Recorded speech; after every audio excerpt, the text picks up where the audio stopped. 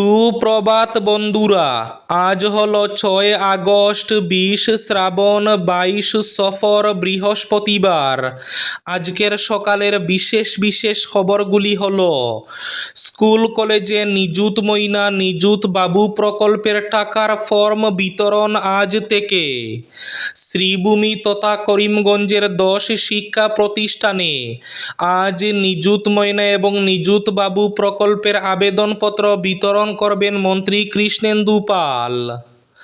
বরাক উপত্যকায় বার্মিজ সুপারি কাণ্ডে ইডির অভিযান, 6টি স্থানে তল্লাশি।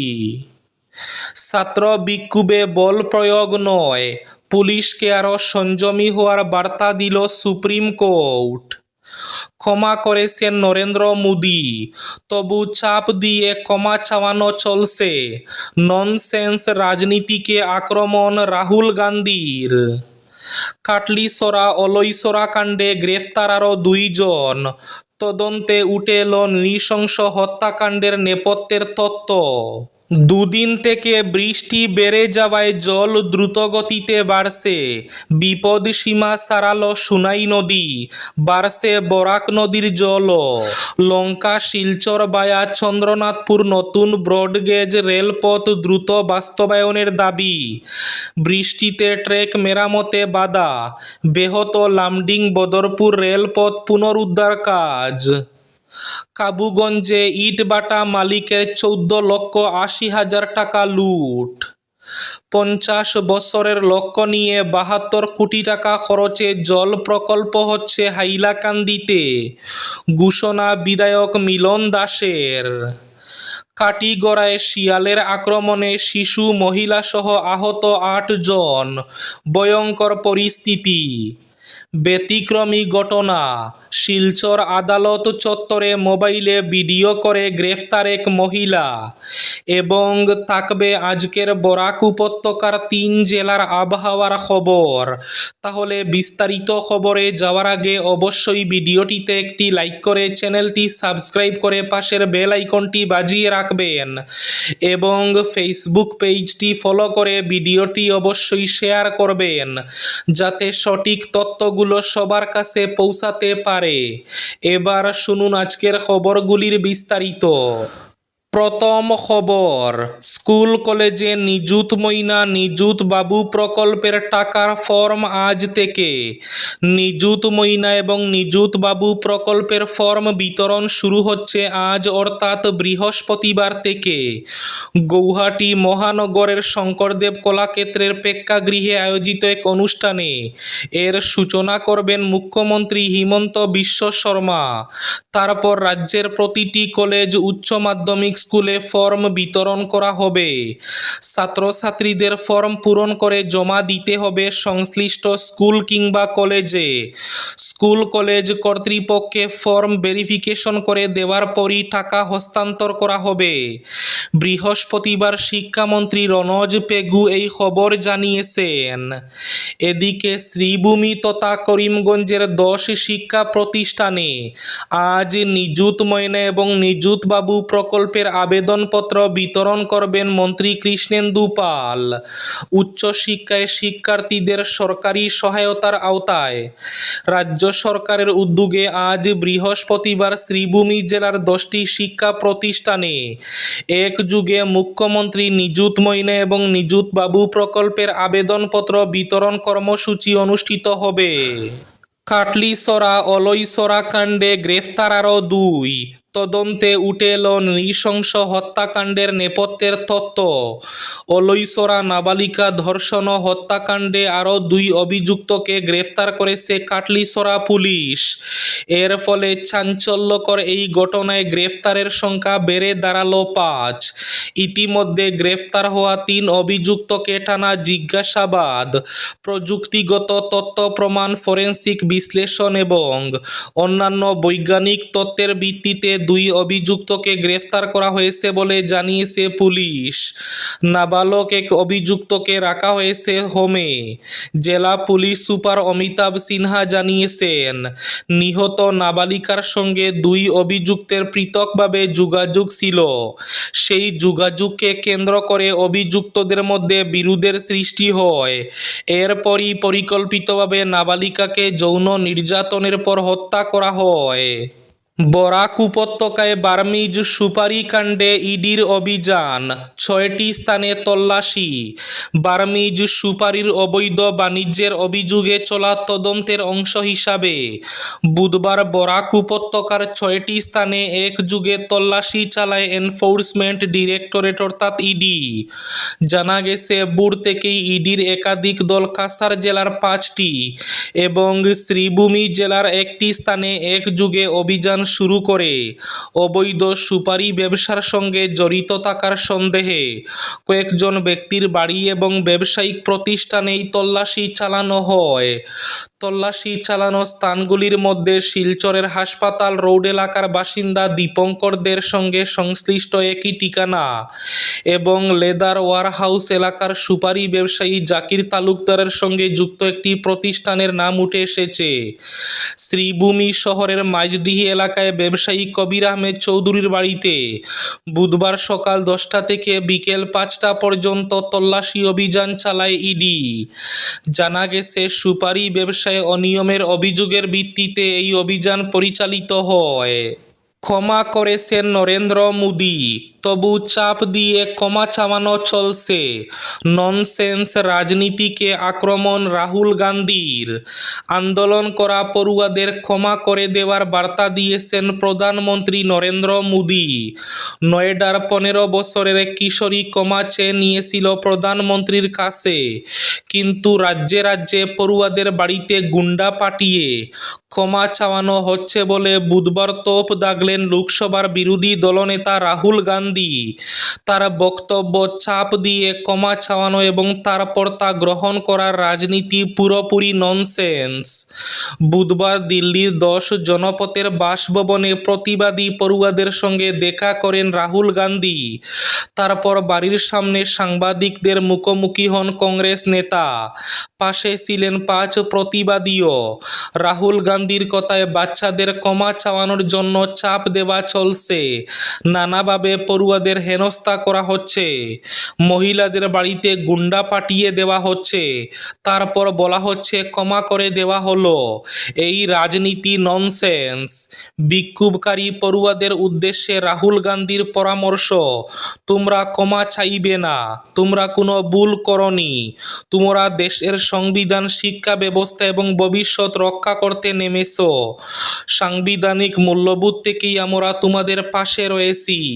50 বছরের লক্ষ্য নিয়ে 72 কোটি টাকা খরচে জল প্রকল্প হচ্ছে হাইলাকান্দিতে। ঘোষণা বিধায়ক মিলন দাসের। হাইলাকান্দি শহরের সাধারণ মানুষের বিভিন্ন সমস্যা নিয়ে মতামত জানতে মঙ্গলবার নাগরিকদের ভাবনা এবং দাবির মুখোমুখি হলেন বিধায়ক ডক্টর মিলন দাস। এদিন রাতে আবর্ত ভবনের রবীন্দ্রনাথ ঠাকুর সভাকক্ষে আয়োজিত বরিষ্ঠ নাগরিক সভায় শহরের দীর্ঘদিনের সমস্যা, ক্ষোভ ও বঞ্চনার কথা তিনি শুনেন এবং আগামী 5 বছর জেলার উন্নয়নের রূপরেখা কিভাবে হবে সে বিষয়ে উপস্থিত সবাইকে জানান। এদিন সভায় হাইলাকান্দি শহরের 16টি ওয়ার্ড থেকে 2 শতাধিক নাগরিক উপস্থিত ছিলেন। ব্যতিক্রমী ঘটনা, শিলচর আদালতে সিজেএম কোর্টের প্রবেশদ্বারে মোবাইলে ভিডিওগ্রাফি করার অভিযোগে গ্রেফতার করা হলো এক গৃহবধূকে। নাম মমতা ইয়াসমিন মজুমদার, বাড়ি দোলাই বাগাবাজার এলাকায়। ধৃত মহিলাকে বুধবার জেল হাজতে প্রেরণ করা হয়েছে। ওই মহিলার বিরুদ্ধে ভারতীয় ন্যায় সংহিতার 72, 73 পক্সো অ্যাক্টের 23 নম্বর ধারা এবং জুভেনাইল জাস্টিস জাস্টিস অ্যাক্টের ৭৪ নম্বর দ্বারা একটি মামলা নথিভুক্ত করেছে সদর পুলিশ। ঘটনার বিবরণে প্রকাশ, দোলাই লায়লাপুর এলাকায় গণধর্ষণের একটি ঘটনায় ধৃত ৩ অভিযুক্তকে মঙ্গলবার শিলচর আদালতে নিয়ে আসে পুলিশ। একই সঙ্গে ধর্ষণের শিকার হওয়া ১৬ বছরের ২ নাবালিকাকে বয়ান নথিভুক্তির জন্য এদিন আদালতে নিয়ে আসা হয়। জানা গেছে, ধৃত এক অভিযুক্তের শাশুড়ি মমতা ইয়াসমিন আদালত চত্বরে হাজির হন। অভিযোগ, এদিন বয়ান নথিভুক্তির জন্য পীড়িতা ২ নাবালিকাকে সিজেএম কোর্টে ম্যাজিস্ট্রেটের কাছে নিয়ে যাওয়ার সময় পেছন থেকে নিজের মোবাইলে ভিডিওগ্রাফি করতে থাকেন মমতা ইয়াসমিন।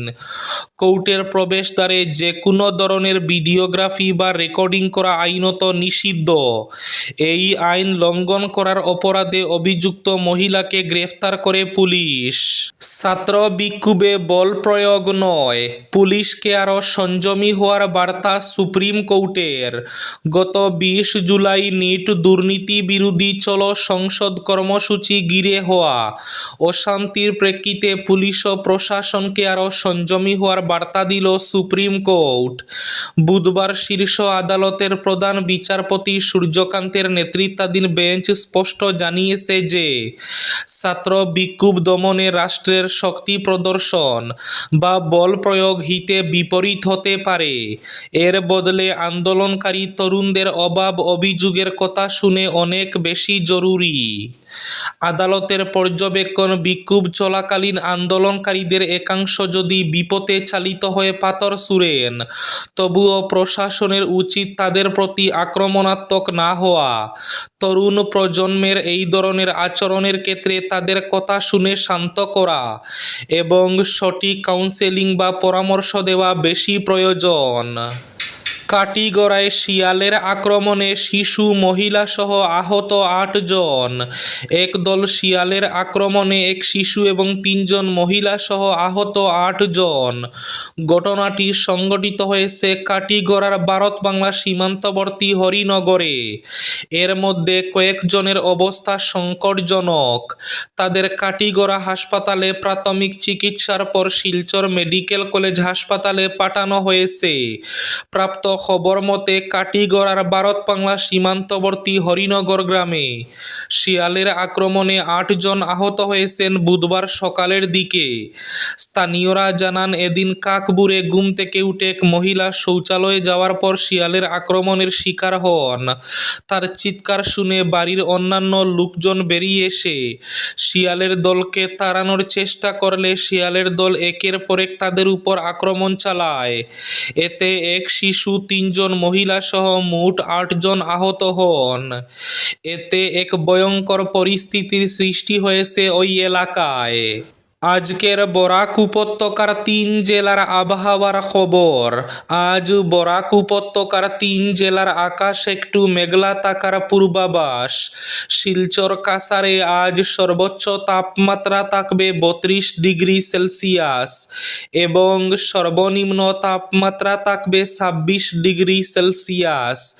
শ্রীভূমি তথা করিমগঞ্জ জেলায় আজ সর্বোচ্চ তাপমাত্রা থাকবে ৩২ ডিগ্রি সেলসিয়াস এবং সর্বনিম্ন তাপমাত্রা থাকবে ২৭ ডিগ্রি সেলসিয়াস।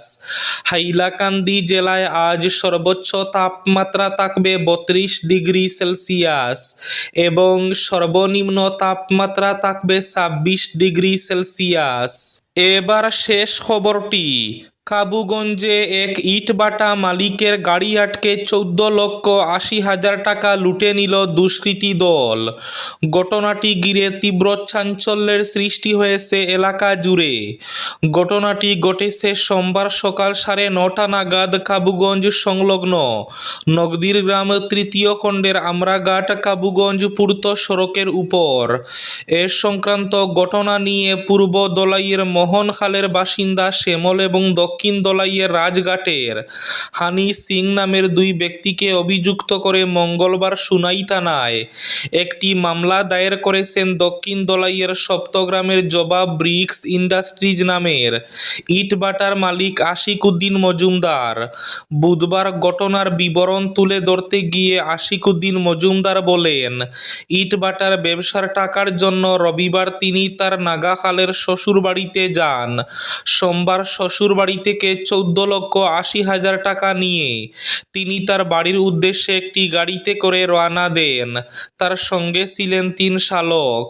কাবুগঞ্জ সংলগ্ন নকদিরগ্রাম তৃতীয় খণ্ডে আসার পর দুটি গাড়িতে করে 10 থেকে 12 জনের এক দুষ্কৃতী দল তার গাড়ির গতিরোধ করে তাদের প্রত্যেককে গাড়ি থেকে টেনে হিচড়ে নামিয়ে বেদম প্রহার করতে শুরু করে। দুষ্কৃতী দলের মধ্যে তিনি শ্যামল, হানি সিং এবং গোরকান্দির একজনকে চিনতে পারলেও বাকিদের চিনতে পারেননি। একই সঙ্গে কয়েকজন দুষ্কৃতী তার গাড়িতে ঢুকে 14,80,000 টাকা থাকা ব্যাগটি নিয়ে পালিয়ে যায়। এই ছিল আজকের সকালের বিশেষ খবরগুলি। ভিডিওটি অবশ্যই লাইক করে শেয়ার করে দেবেন।